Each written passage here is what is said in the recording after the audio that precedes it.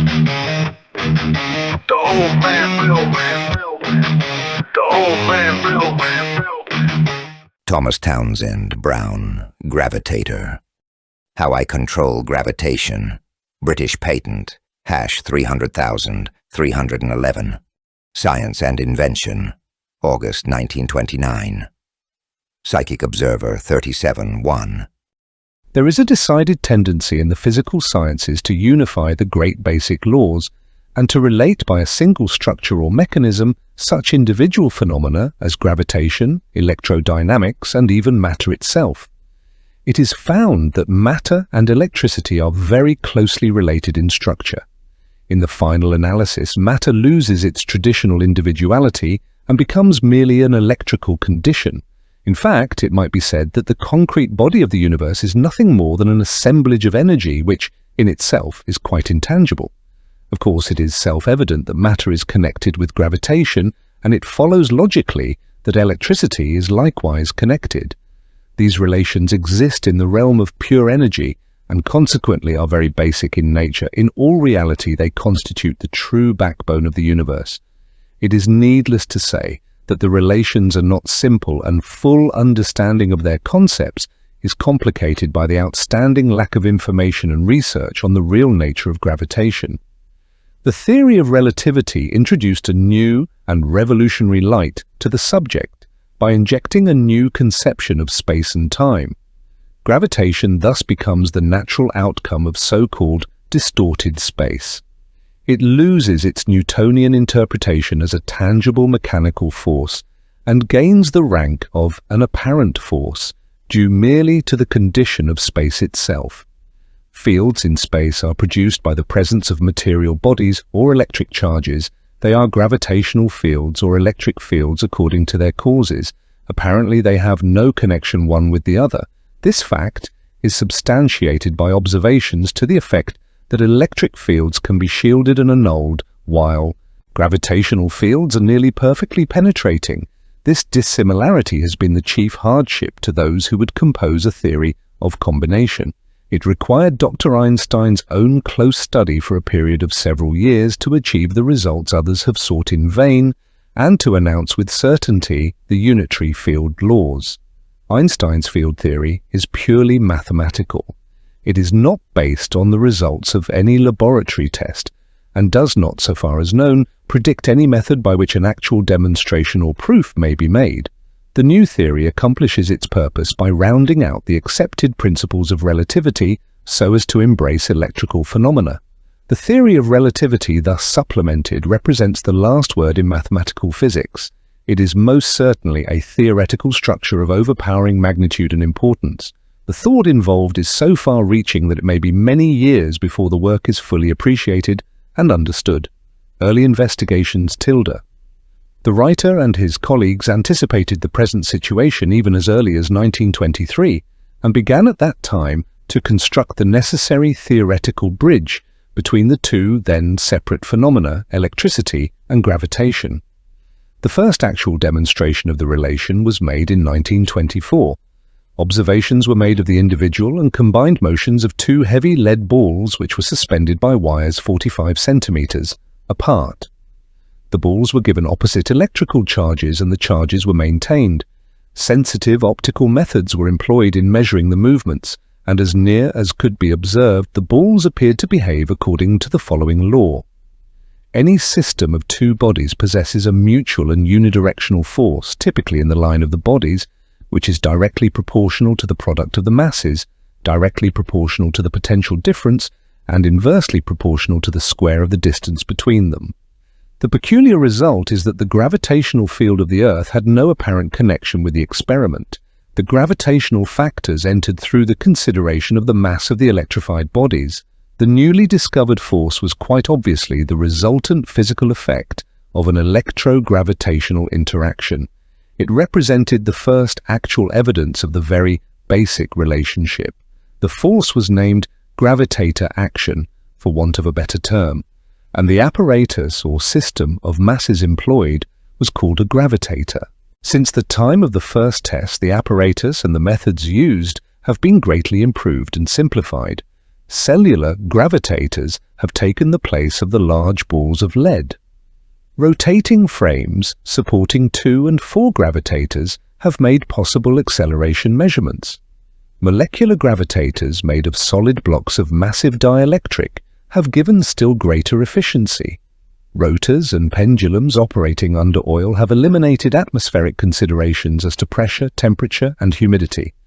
The disturbing effects of ionization, electron emission, and pure electrostatics have likewise been carefully analyzed and eliminated.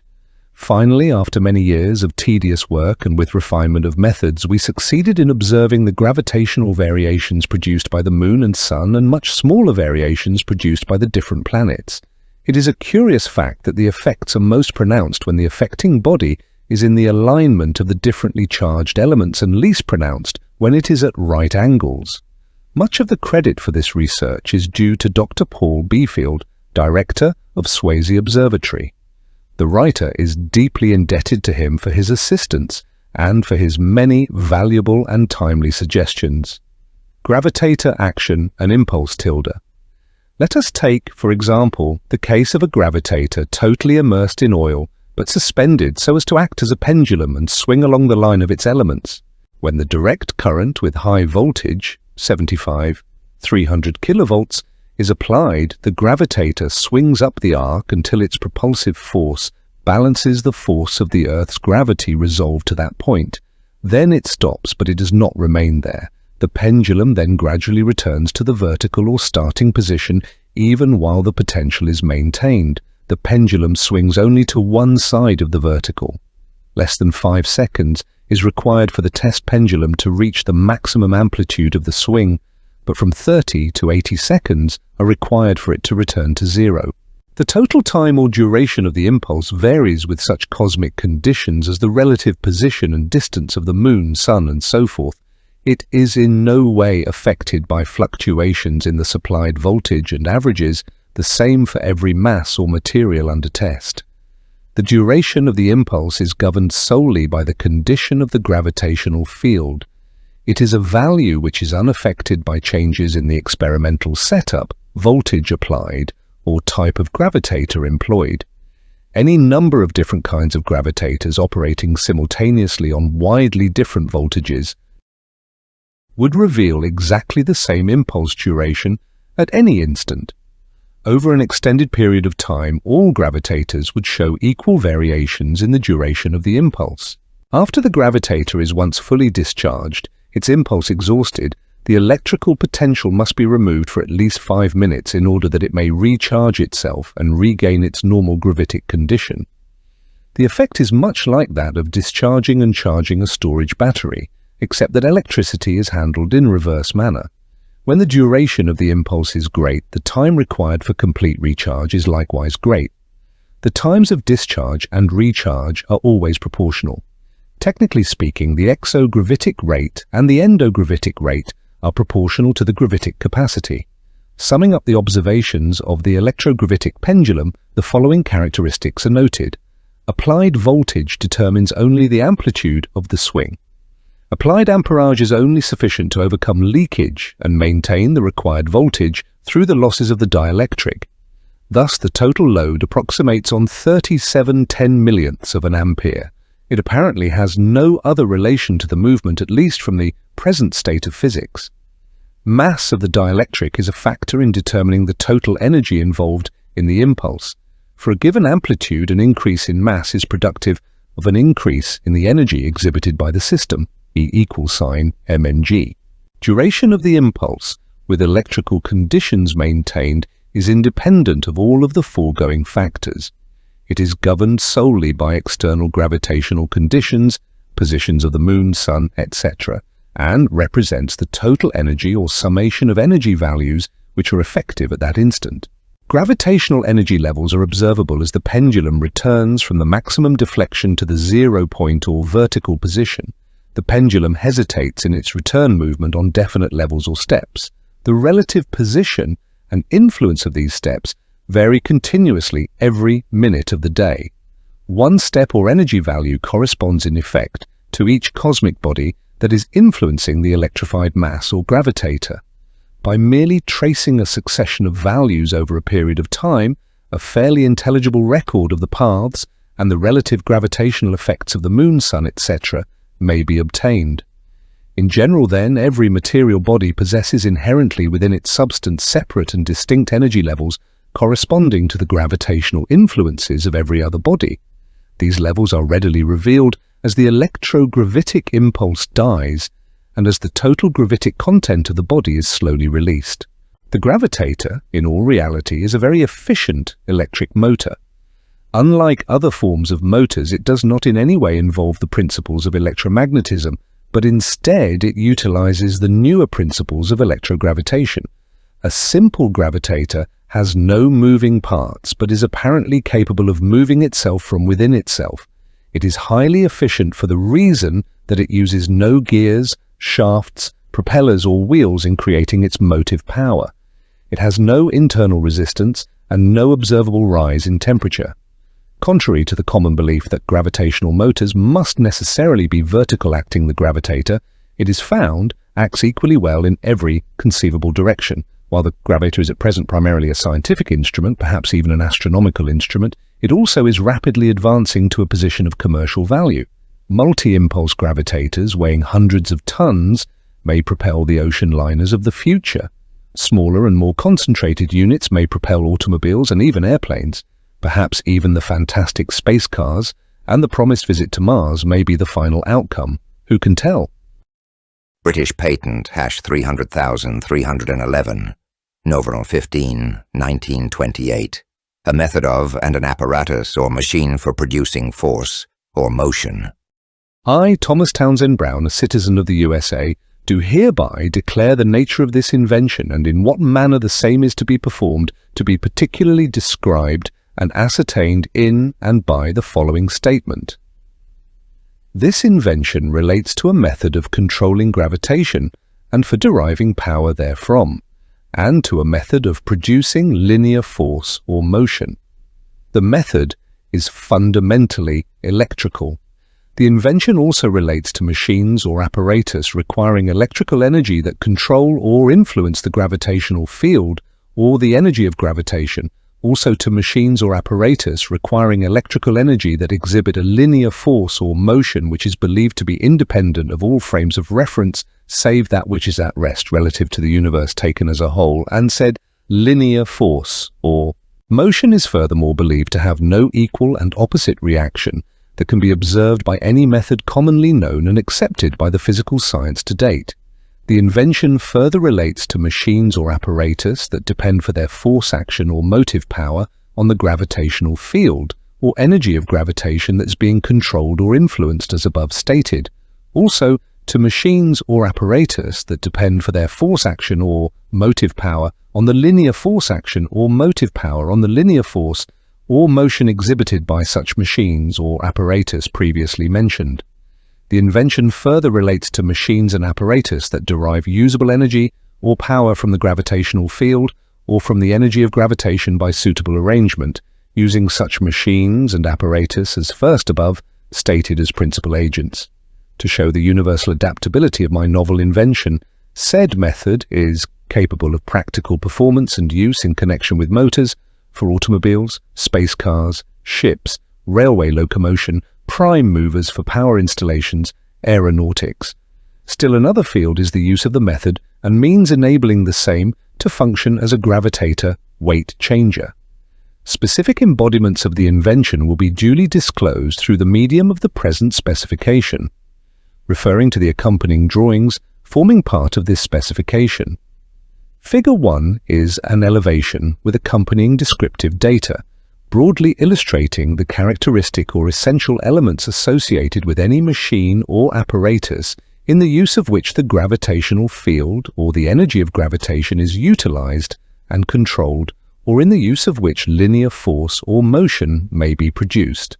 Figure 2 is a similar view of negative and positive electrodes with an interposed insulating member constituting an embodiment of the invention. Figure 3 is a similar view of a cellular gravitator composed of a plurality of cell units connected in series, capable of use in carrying the invention into practice. Figure 4 is an elevation of positive and negative electrodes diagrammatically depicted to indicate their relation and use when conveniently placed and disposed within a vacuum tube. Figure 5 and 5 are longitudinal sectional views showing my gravitator units in bodies in vacuum tube form, wherein heating to incandescence is permitted, as by electrical resistance or induction at the negative electrode, and also permitting, where desired, the conducting of excessive heat away from the anode or positive electrode by means of air or water cooling devices. Figure 6 is an elevation or an embodiment of my invention in a rotary or wheel type of motor, utilizing the cellular gravitators illustrated in Figure 3. Figure 7 is a view similar to Figure 6 of another wheel form or rotary type of motor, involving the use of the gravitator units illustrated in Figure 5, or Figure 5. Figure 8 is a perspective view partly in section of the cellular gravitator of Figure 3, illustrating the details thereof.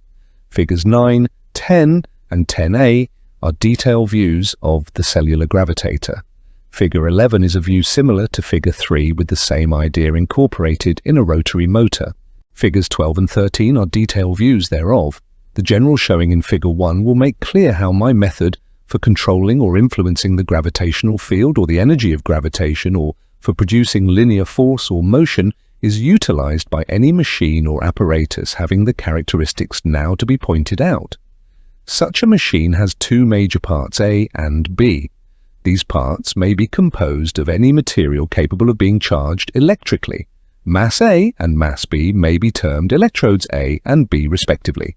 Electrode A is charged negatively with respect to electrode B, or what is substantially the same, electrode B is charged positively with respect to electrode A, or what is usually the case, electrode A has an excess of electrons, while electrode B has an excess of protons.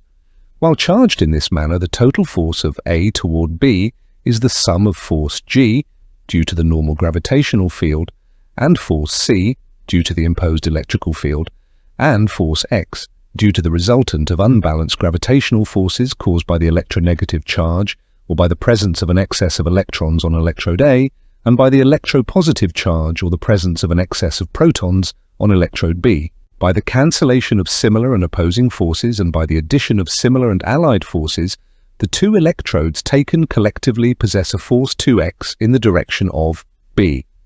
This force 2x, shared by both electrodes, exists as a tendency of these electrodes to move or accelerate in the direction of the force, that is, A toward B and B away from A. Moreover, any machine or apparatus possessing electrodes A and B will exhibit such a lateral acceleration or motion of free to move. Such a motion is believed to be due to the direct control and influence of the energy of gravitation by the electrical energy which exists in the unlike electrical charges present on the affected electrodes. This motion seems to possess no equal or opposite motion that is detectable by the present-day mechanics. It is to be understood that in explaining the theory underlying my invention, I am imparting by best understanding of that theory, derived from practical demonstration by the use of appropriate apparatus made in keeping with the teachings of the present specification. The practice of the method, and apparatus aiding in the performance of the method, have been successful as herein disclosed, and the breadth of my invention and discovery is such as to embrace any corrected or more refined theory that may be found to underlie the phenomena which I believe myself to be the first to discover and put to practical service. In this specification I have used terms as gravitator cells and gravitator cellular body, which are words of my own coining in making reference to the particular type of cell I employ in the present invention. Wherever the construction involves a pair of electrodes separated by an insulating plate or member, such construction complies with the term gravitator cells, and when two or more gravitator cells are connected in series within a body, such will fall within the meaning of gravitator cellular body. In Figure 2, the electrodes A and B are shown as having placed between them an insulating plate or member C of suitable material, such that the minimum number of electrons or ions may successfully penetrate it. This constitutes a cellular gravitator consisting of one gravitator cell. A cellular gravitator consisting of more than one cell will have the cell units connected in series, This type is illustrated in Figure 3, D being insulating members and E suitable conducting plates. It will be readily appreciated that many different arrangements for cell units, each possessing distinct advantages, may be resorted to. One arrangement, such as just referred to, is illustrated in Figure 6 of the drawings. Here the cells designated F are grouped in spaced relation and placed evenly around the circumference of a wheel G. Each group of cells F possesses a linear acceleration, and the wheel rotates as a result of the combined forces. It will be understood that the cells being spaced substantial distances apart, the separation of adjacent positive and negative elements of separate cells is greater than the separation of the positive and negative elements of any cell, and the materials of which the cells are formed being the more readily affected by the phenomena underlying my invention than the mere space between adjacent cells, any forces existing between positive and negative elements of adjacent cells can never become of sufficient magnitude to neutralize or balance the force created by the respective cells adjoining said spaces. The uses to which such a motor, wheel or rotor may be put are practically limitless, as can be readily understood without further description. The structure may suitably be called a gravitator motor of cellular type. In keeping with the purpose of my invention, an apparatus may employ the electrodes A and B within a vacuum tube. This aspect of the invention is shown in Figures 4 and 5. In Figure 4, the electrodes are such as are adapted to be placed within a vacuum tube H. Figure 5, the frame and mounting being well within the province of the skilled artisan. Electrons, ions or fermions can migrate readily from A to B. The construction may be appropriately termed an electronic, ionic or thermionic gravitator, as the case may be. In certain of the last named types of gravitator units, it is desirable or necessary to heat to incandescence the whole or part of electrode A to obtain better emission of negative fermions or electrons, or at least to be able to control that emission by variation in the temperature of said electrode A. Since such variations also influence the magnitude of the longitudinal force or acceleration exhibited by the tube, it proves to be a very convenient method of varying the motion of the tube. The electrode A may be heated to incandescence in any convenient way, as by the ordinary methods utilizing electrical resistance or electrical induction, an instance of the former being shown at J, Figure 5, and an instance of the latter at J, Figure 5. The vacuum tube in Figure 5 being designated H. Moreover, in certain types of the gravitator units now being considered, it is advantageous or necessary also to conduct away from the anode of positive electrode B excessive heat that may be generated during the operation of tube H or H. Such cooling is effected externally by means of air or water-cooled flanges that are in thermo-connection with the anode, or it is effected internally by passing a stream of water, air, or other fluid through a hollow anode made especially for that purpose. Air-cooled flanges are illustrated at K, Figure 5, and a hollow anode for the reception of a cooling liquid or fluid as air or water, as shown at K, Figure 5. Well, these electronic, ionic, or thermionic gravitator units may be grouped in any form productive of a desired force action or motion.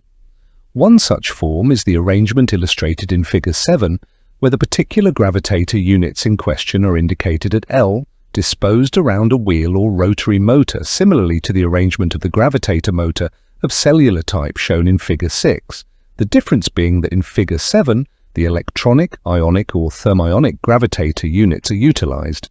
This motor may appropriately be designated as a gravitator motor of the electronic, ionic or thermionic type respectively.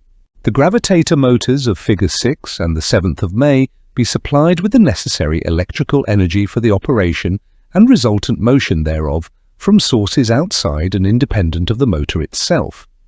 In such instances, they constitute external or independently excited motors. On the other hand, the motors, when capable of creating sufficient power to generate by any method whatsoever all the electrical energy required therein for the operation of said motors, are distinguished by being internal or self-excited. Here, it will be understood that the energy created by the operation of the motor may at times be vastly in excess of the energy required to operate the motor. In some instances, the ratio may even be as high as 1,000,000 to 1. Inasmuch as any suitable means for supplying the necessary electrical energy and suitable conducting means for permitting the energy generated by the motor to exert the expected influence on the same may be readily supplied, it is now deemed necessary to illustrate the details herein. In said self-excited motors, the energy necessary to overcome the friction or other resistance in the physical structure of the apparatus, and even to accelerate the motors against such resistance, is believed to be derived solely from the gravitational field, or the energy of gravitation. Furthermore, said acceleration in the self-excited gravitator motor can be harnessed mechanically so as to produce usable energy or power, said usable energy or power, as aforesaid, being derived from or transferred by the apparatus solely from the energy of gravitation. The gravitator motors function as a result of the mutual and unidirectional forces exerted by their charged electrodes. The direction of these forces and the resultant motion thereby produced are usually toward the positive electrode. This movement is practically linear. It is this primary action with which I deal. As has already been pointed out herein, there are two ways in which this primary action can accomplish mechanical work. First, by operating in a linear path as it does naturally, or second, by operating in a curved path. Since the circle is the most easily applied of all the geometric figures, it follows that the rotary form is the most important. While other forms may be built, it has been considered necessary to explain and illustrate only the linear and rotary forms. The linear form of cellular gravitator is illustrated in detail in figures 8, 9, and 10. It is built up of a number of metallic plates alternated or staggered with sheets of insulating material, figure 3.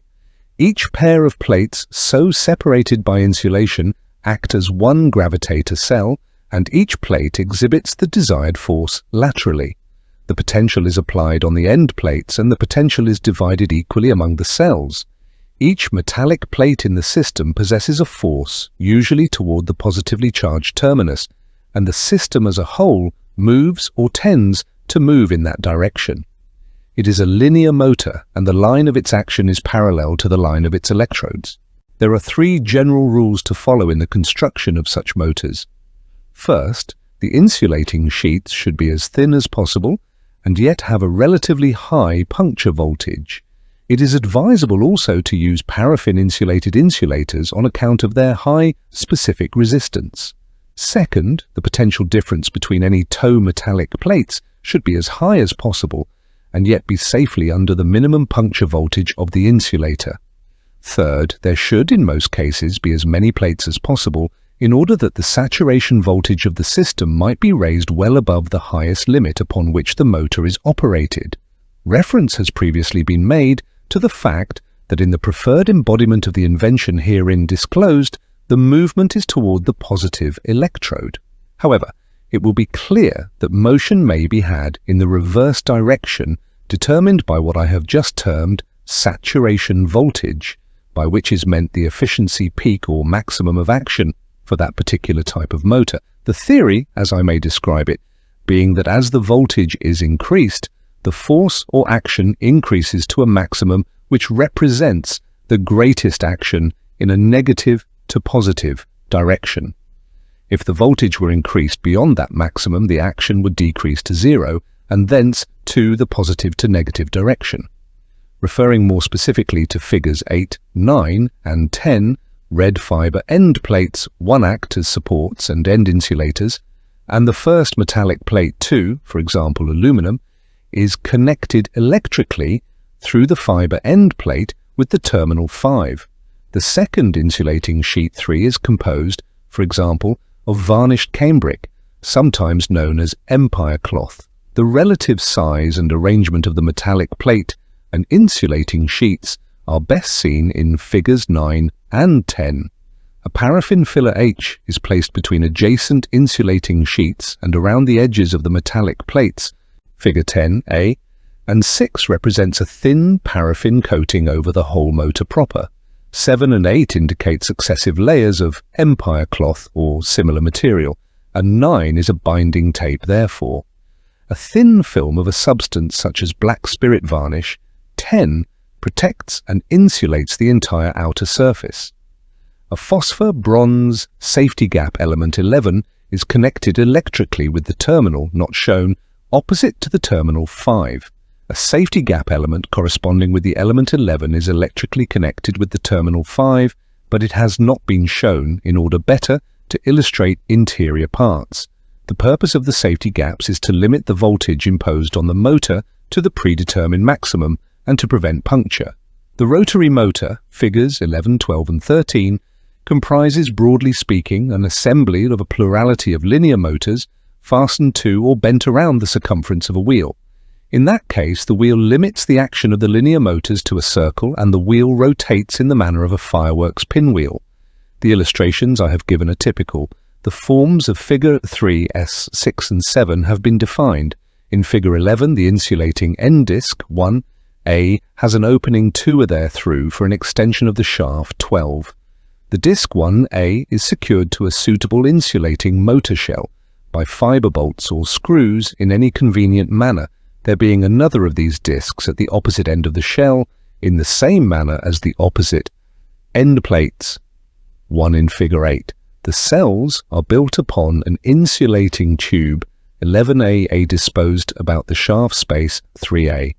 Thick insulating wedges, 4A separate the 4 linear motors illustrated. These thick insulating wedges, so-called, are substantially greater in body than the aggregate insulating sheets of the units. In some instances, however, dependent upon materials employed for the charged elements and the insulating members, this need not necessarily be the case. In each motor of this circular series of motors there are the alternate sheets of insulation, 5A associated with the alternate metallic plates, 6A. Paraffin fillers 71 along the edges of the plates, 6A. And between the insulating sheets, 5, are being employed similarly to the use of paraffin in Figure 8. The rotary motor is encircled by metallic, preferably copper, collector rings 10A, which are connected with the end metallic plates of the separate linear motors at 9A and 13, Figure 12, one of these connections, 9, being shown in detail where the insulating tube is cut away at 8, Figure 11. It is unnecessary herein to illustrate a housing or bearings because any insulated housing and good ball bearings, conveniently supplied, will complete the motor. The potential is applied to the safety gap mounted on the housing and thence is conducted to the collector rings of the motor by means of sliding brushes.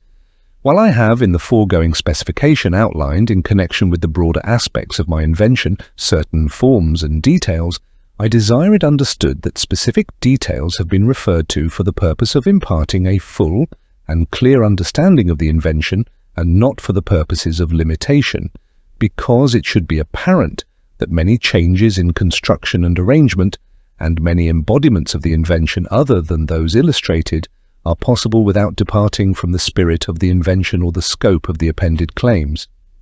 Having now particularly described and ascertained the nature of my said invention, and in what manner the same is to be performed, I declare that what I claim is 1.